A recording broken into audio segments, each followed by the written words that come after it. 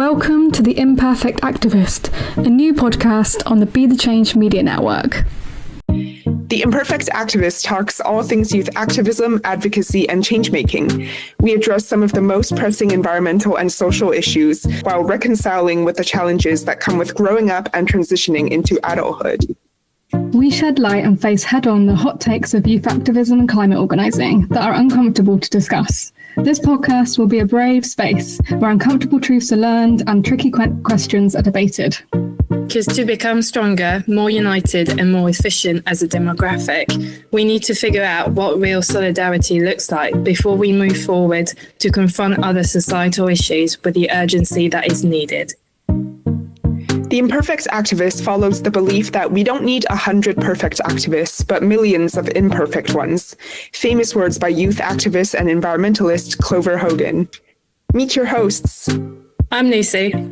I'm Annabelle. I'm Natasha, and we're excited to talk all things activism and organising with you, chatting with young changemakers from across the globe.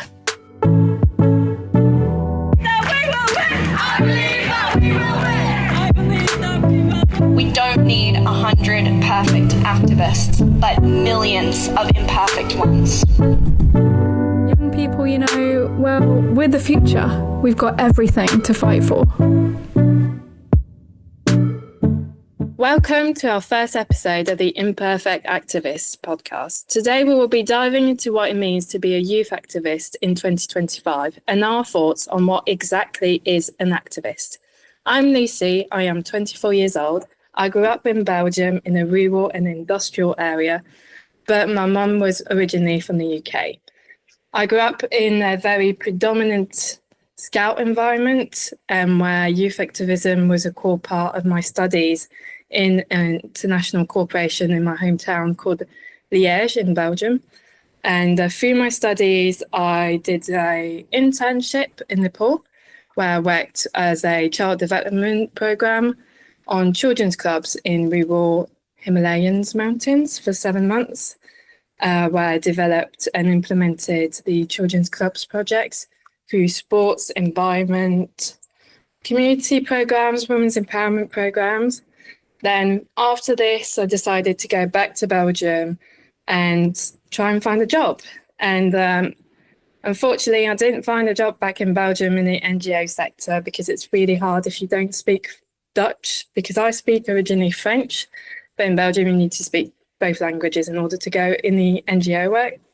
So I decided to move to Cambodia and work in a human rights program where I helped an indigenous organization to put their voices on the top of important issues. And I worked there for roughly 6 months. And then I decided to do my MA in International Children's Rights at the King's College London, where I moved back to UK. And it was my first time moving to UK as well. So I did my MA in a year, and I did my dissertation on the impact of women's football on young girls in England.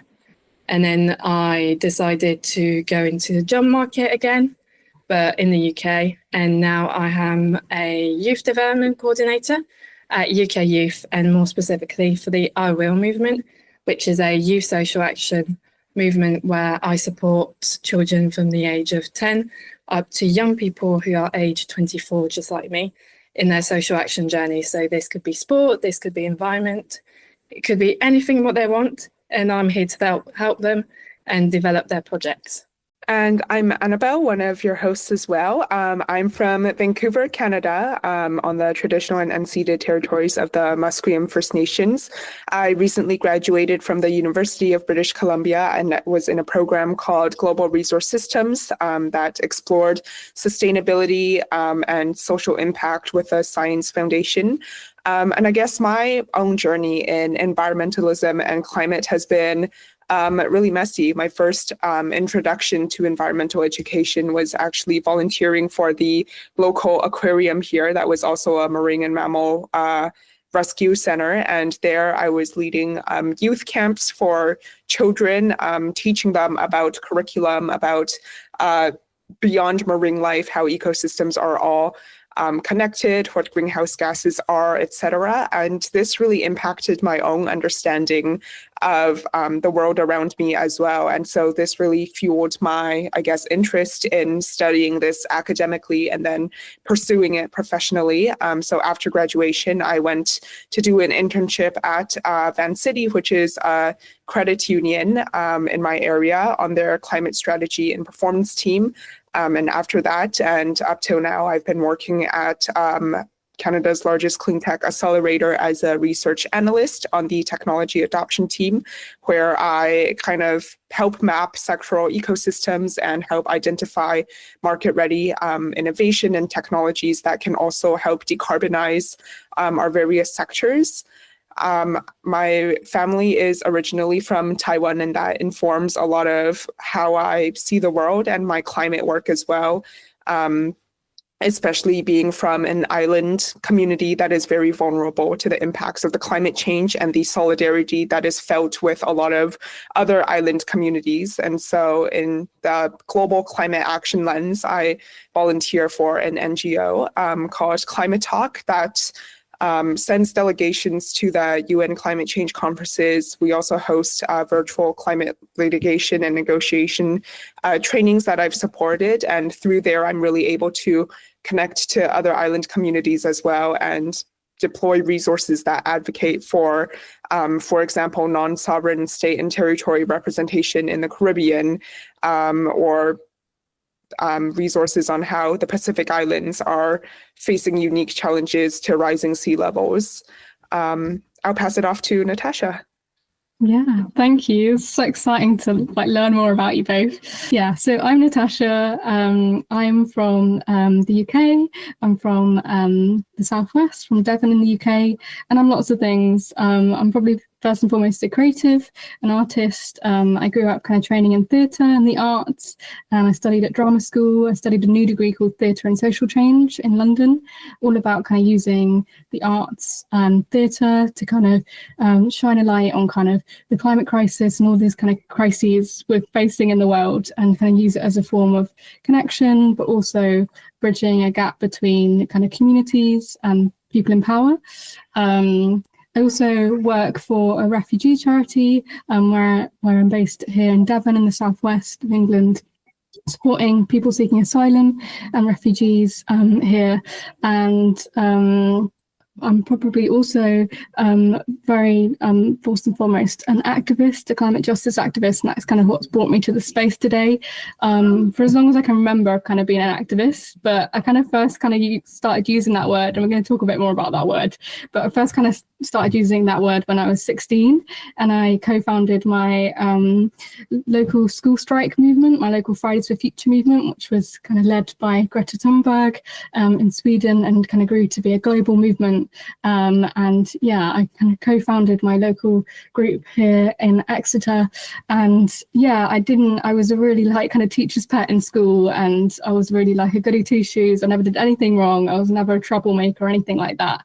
And I never thought anything of it. I didn't think anything would happen from this, but I knew that there was something wrong in the world. And as someone from a low-income background, as a young woman kind of growing up from kind of a working class background, I always kind of had a strong sense of justice, and I always kind of wanted to do more and kind of call out things, but I never really knew how to. And yeah, and that really took off. There were thousands of people that kind of grew and joined us on the streets in my hometown, which was kind of wild. And ever since then, I've kind of, for the past 6 years, which is wild that it's been 6 years, I've been organising in the UK climate movement, doing all sorts from kind of policy work, campaigning for kind of legislation around climate education with a movement called Teach the Future in the UK, to being on the streets with Extinction Rebellion at COP26, and confronting politicians head on with movements like Green New Deal Rising, and yeah, infiltrating different things and going to the places of power. Last year I did an action with Greenpeace and Fossil Fuel London, where we went undercover at Shell's AGM in London, and yeah, I always like to kind of disrupt power, thinking about how we can creatively use protest and civil disobedience and direct action to kind of take the power back and fight for what's right, alongside kind of community and grassroots kind of action. So yeah, I'm really excited to be here and talking a bit more about what that means to be an activist, but also just, I think we're all kind of young people and we all kind of grown up in the space of activism, but also just growing up on a planet that's kind of facing all these kind of world crises. And so I think we really just wanted to create a space here with this podcast to just kind of talk about it and talk about the fact that actually just kind of growing up is hard enough. But then when you're just trying to do something about all these other really big things on top of that, like, yeah, we feel there's a lack of conversation around that. So yeah, I guess we should probably start off with just like this word of activism and like, how do we actually define activism, like to each of us? Because I think like there's so much that comes with that, right? When we first hear that. And I think we all have our different ideas of what that means when we kind of call ourselves that. So yeah, what do you think? I feel like, Tash, you've already like mentioned it a bit, but like when I think of activism, like back in the days, feels very old, but I'm just 24. But when the Greta Thunberg movement started, I remember this was actually the first time in my mind I saw activism in our generation in a way, and such a global impact afterwards through that movement. But I remember just going into my school and just sitting on the floor and just because we didn't want to have lessons because our planet was burning, and we were just staying there and just keeping our grounds and no, you're not going to let me move you, no, nothing. So it was something that started from there. I was probably like 16, 17, something like that. But then afterwards, I feel like a lot in Europe, there was the Greta Thunberg movement that came on the streets, and we had a whole slogan, which was, unfortunately, our Minister of Ecology at that time didn't have an arm, and so loads of people said, if you have no arm, there's no planet left.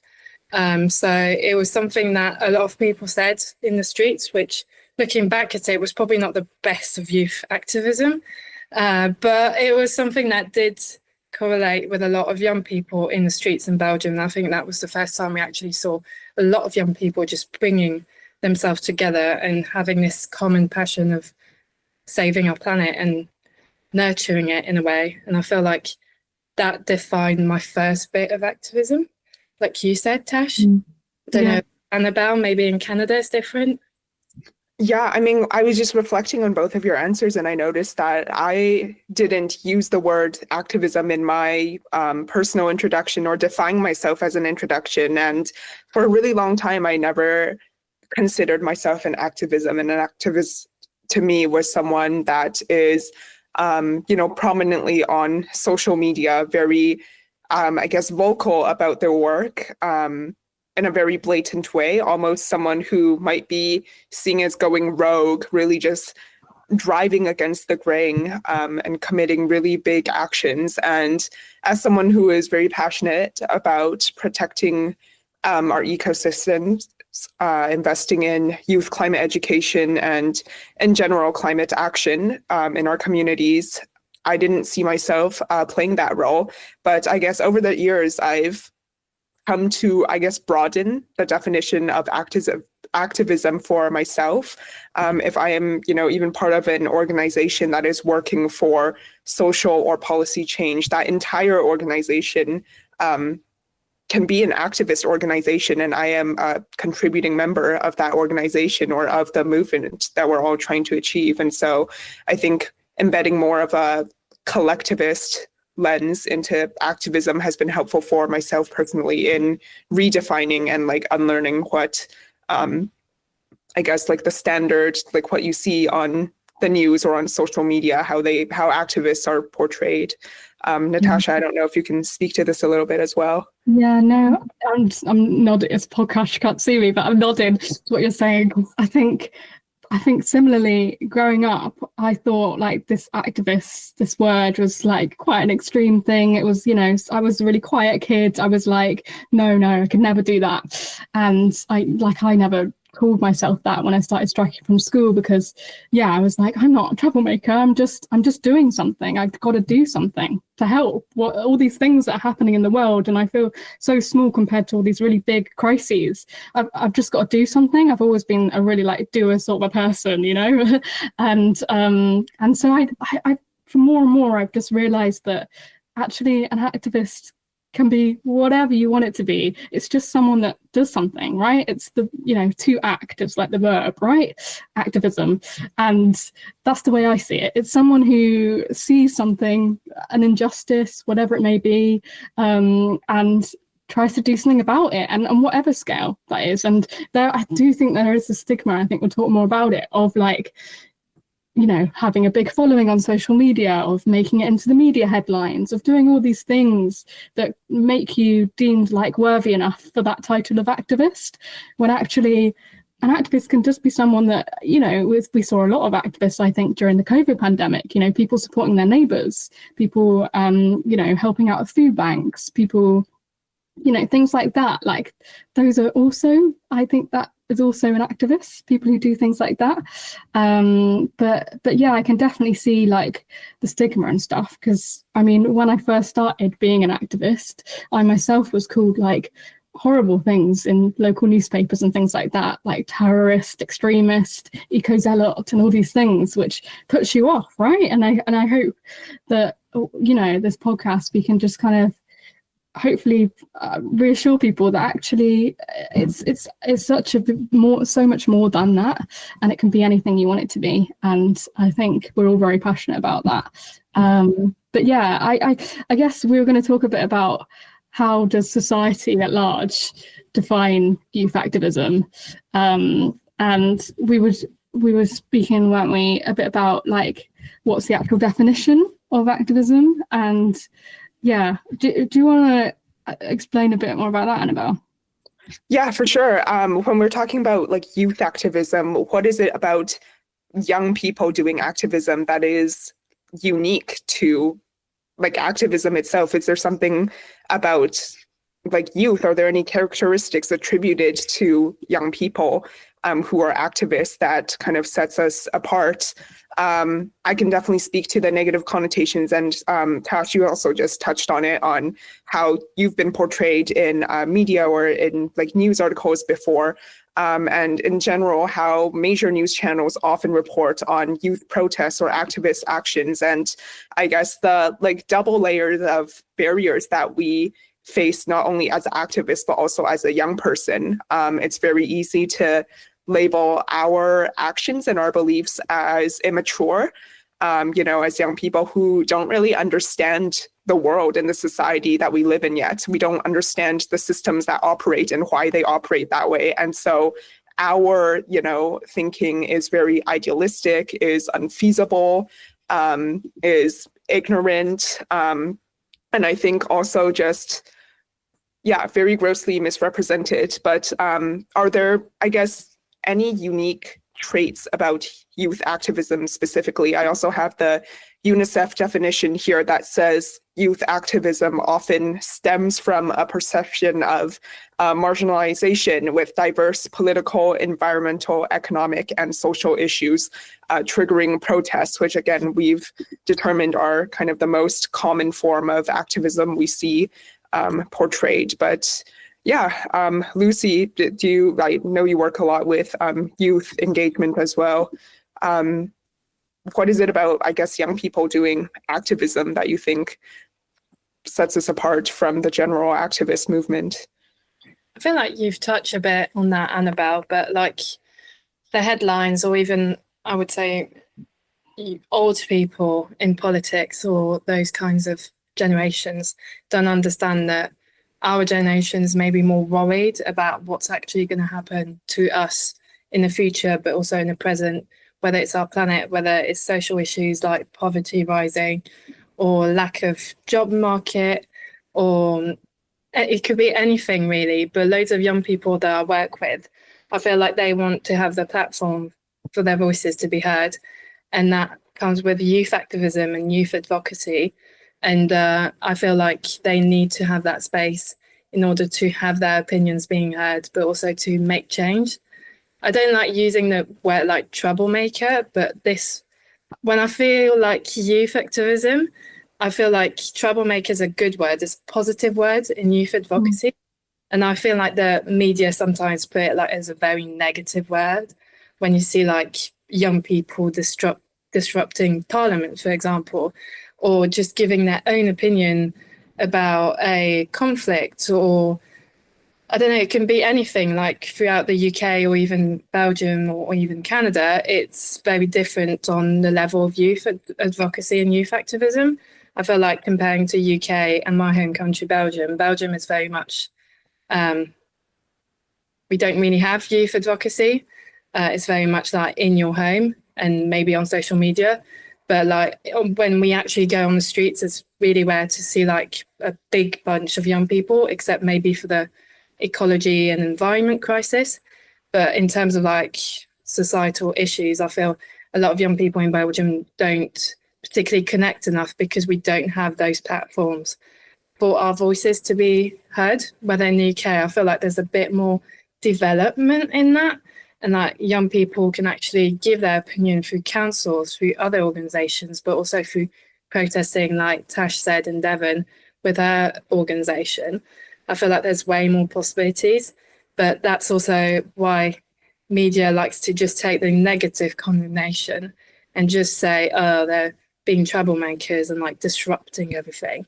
Whether we're actually like thinking about our own futures and how we want to shape our own lives in a way, because we deserve that. I mean, our older generations have left us in a world which we're like, are we really going to live this for the next 100 years? Or are we even going to live full stop? Because we feel like sometimes very anxious about the future, about our own decisions, and also looking at like what we have to face. Maybe it's not war like our grandparents with the First World War, Second World War, but it's more like societal issues in terms of like poverty, conflicts that do affect us directly, but also not directly, but we still feel like it's our right to give our opinions. And I feel like we deserve to have youth activism in a positive coordination because we're amazing young people in this world and we deserve to have that platform. 100%. I totally agree with that. I think there is definitely like that argument of like young people's voices are not heard enough, and we need to be. It's like our future that we're fighting for a lot of the time. And yeah, but I think I was also thinking similarly about what comes with that, right? That fighting for that right, but then also in the same sentence, it does feel like there's a bit of a pressure on young people. And like when I was writing notes for this episode, I put like quote unquote the next generation, like to fix everything. In some spaces, it sometimes feels like we have the weight of the world on our shoulders, and like there's like two extremes. There's like there's spaces where we don't get our voices heard, and then there's like the spaces where like it's completely like down to us, and maybe it's partly pressure we put on ourselves, but like it's down to us to fix everything, right? It's young people, the leaders of tomorrow, that've got to fix the world, and that does feel like such a big pressure, right? Because a lot of the crises that we're seeing today, like our generation, like a sweeping generalization here, but our generation doesn't really have any power in kind of, you know, stopping those, or like, yeah, go on, like we didn't create it. Exactly. Like the base of it, we didn't create it, but yeah. it's our issue because we're the older generation of that generation now. 100%. And I was thinking a bit about like spaces I've been in, and was in a couple of years ago where I ended up in Parliament at a parliamentary reception for a new bill. I was representing a group I was volunteering at the time, and I was really excited to be like actually invited into this space. It's not often that we are, right? And I was really excited to be the kind of representing my organisation in this kind of climate policy space, in a space that I never really felt educated enough or old enough to be in before. And yeah, I kind of turned up to the space, and I was pretty much like, I was the only one under the age of like 50 in the room, and I was like, I think I was like 18 at the time, and and it just felt like this massive weight of the world, because it did feel like I was in a bit of a comedy skit, because every time they'd read the bill and the speeches, and obviously talking about the climate crisis, you're quite often talking about the pressure on the next generation, how, you know, young people kind of have this kind of unlivable future in the face of them, right? And so they'd often use these words like the next generation, and they'd all kind of turn to me, and I'd be like, I'm sorry, I don't have the answers, I don't have the solutions, I'm just a little girl. I think there's there's definitely that big pressure sometimes on us to fix everything, when actually, like, we are just trying to grow up and survive in this world that is completely different to the generations that have come before us.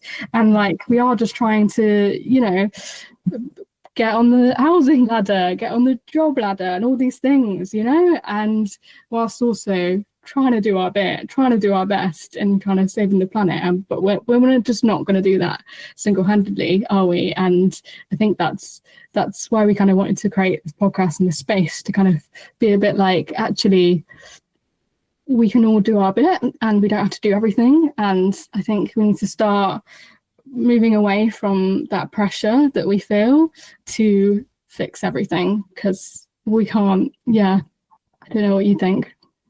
I feel like young people, like you said, need to fix everything, but I feel like it's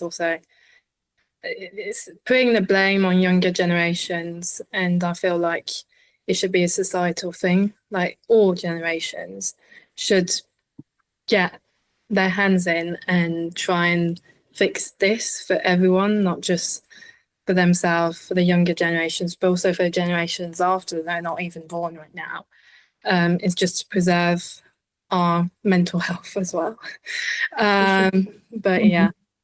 I can definitely, jump in and comment off what you said, Lucy, in terms of mental health and, you know, getting our hands like dirty in the work. Activism is young people's outlet to do that, because at least in Canada, there are stats published that say around 78% of young people have had their mental health impacted by climate change, and simultaneously only 1 in 4 young people see their career as a way to like make an impact on the climate. And so we're not seeing genuine consultation or engagement of young people in our systems. We're not seeing the opportunities to be able to actually implement change in our systems. And so like activism and grassroots organizing is what we have turned to make our voices heard and to make some of the changes that we need to see desperately changed.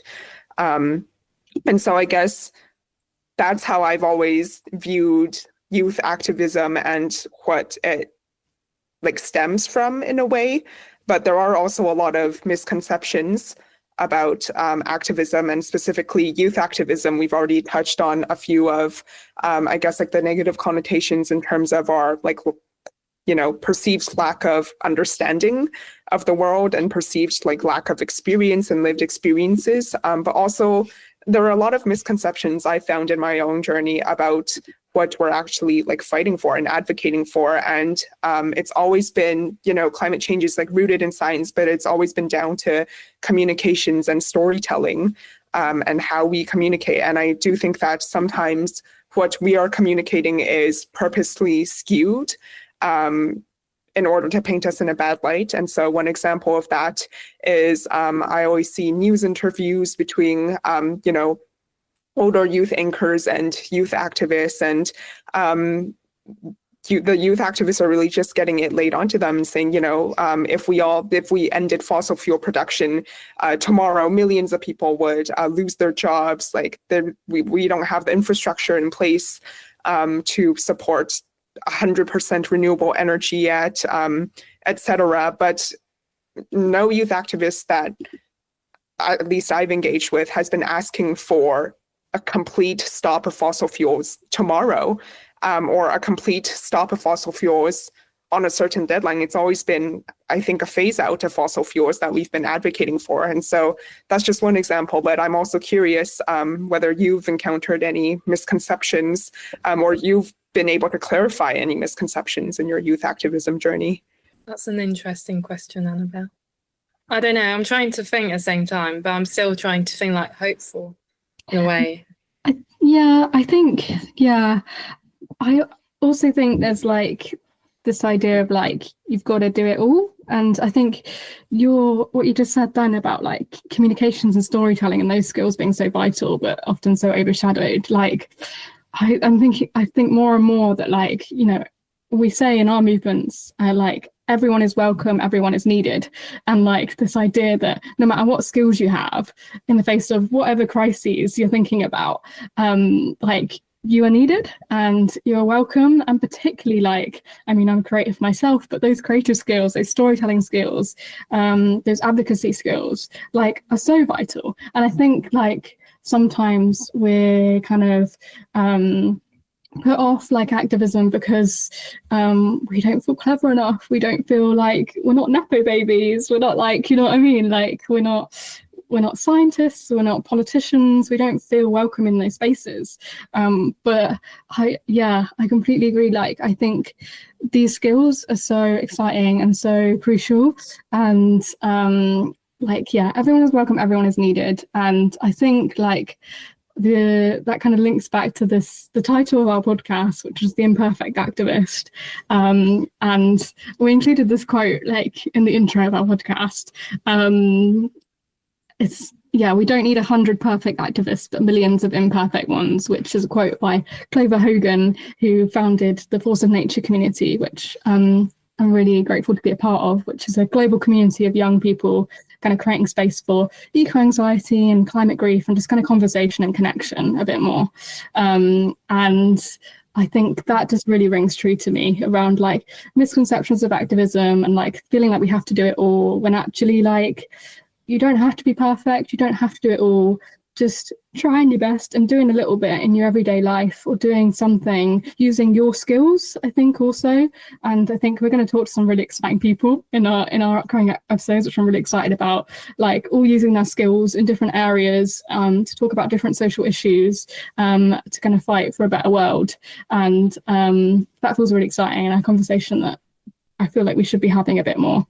I feel like in a way young people need to have their voices heard, and lack of experience, lack of engagement, or lack of actual like research or knowledge in the subject, like as a scientist or someone who is in that specific field, I feel like organizations should have, in my utopian view, and a youth board in like each major organizations or each major topics, just to have young people's opinions and feedback in young people that are interested in those topics, and also to see what probably they would like as a generation, but also have fresher ideas and more of a look on how we feel about it, and hopefully being listened. That's the thing. If you have the platform to be heard, you need to be listened afterwards.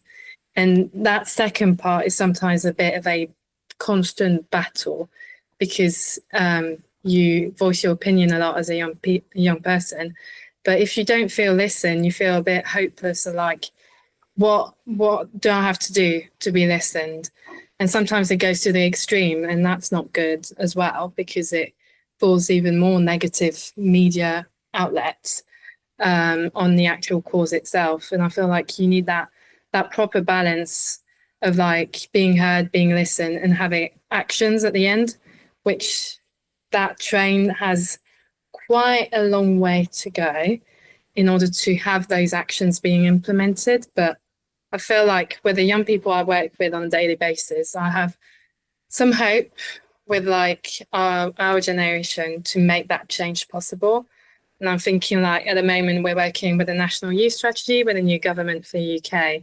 And like the number of issues young people have raised at Parliament, at conferences, at events, through surveys and research, loads of things are going completely wrong in the UK.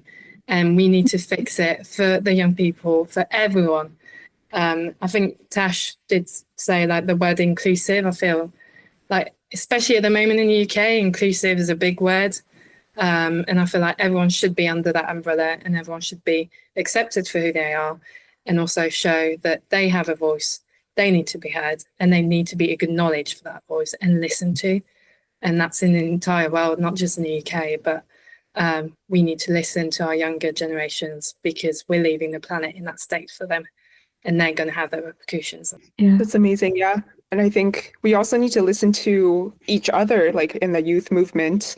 I think a lot of times we can be almost tokenized within companies, within organizations, or we might be the sole representative for young people within a certain space, that we almost might not be super accustomed to, not necessarily collaborating, but listening to the input of other youth on like specific issues or in specific organizations if we're used to being the only youth representative. And I think that to become more efficient as a demographic and to become stronger as a youth like activist movement, before we move forward, we need to be able to confront other issues within the movement itself. Youth activism is not perfect by any means. We are, activists who are literally still growing up, sometimes still children or young adults, who are figuring out a lot of things in our personal lives, in our academic lives, in our professional lives, and then also about the issues that we care a lot about. So for myself personally, I think approaching everything from a lens of learning, of open-mindedness, and knowing how to slow down and listen has been really helpful. But yeah, I know we were also looking forward to addressing a lot of the, I guess, hard questions of the youth activism space, or some of the controversies that we may have heard or have participated in the youth activism space, but may have been glossed over as we've been fighting for so many different things. Yeah, no, I'm excited for this podcast to kind of delve a bit deeper into those things that we don't really talk about in our movements. And yeah, that includes listening a bit more to other people, to people that aren't represented in spaces. I think is something we really need to work on a lot in the UK. And yeah, let's ask the hard questions. Let's create a bit more space for that, and also just space for, like you say, like we're just grown up, like a lot of us, our frontal lobe hasn't fully grown through, you know what I mean? Like we're just, you know what I mean? We're just trying our best. We're just growing up. And I feel like activism has kind of put a lot of those big kind of milestones in growing up for me on the back burner. And so it's only recently that I've kind of been hit with all these big life questions in my 20s. And I'm like, whoa, like, actually, how do I think about these things in conjunction with my activism and living on this planet right now. But yeah, I'm excited to kind of have those conversations. And yeah, I guess a little preview.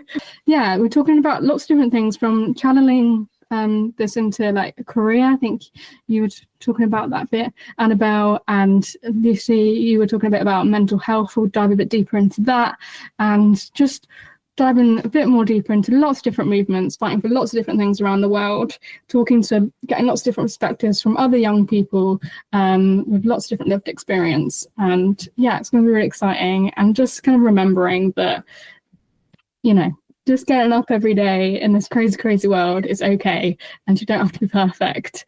But yeah, just giving it a go. You are not alone in this. No, you're not. Yeah. Love it. Thank you so much for listening to our first podcast of the Imperfect Activist. We'll be releasing episodes every other Friday, and you can get them wherever you get your podcast through the Be the Change Media Network. You can also find us on Instagram at theimperfectactivist.podcast and on LinkedIn. Be sure to check out all the other amazing podcasts by young people on the Be the Change Media Network. Until next time, bye!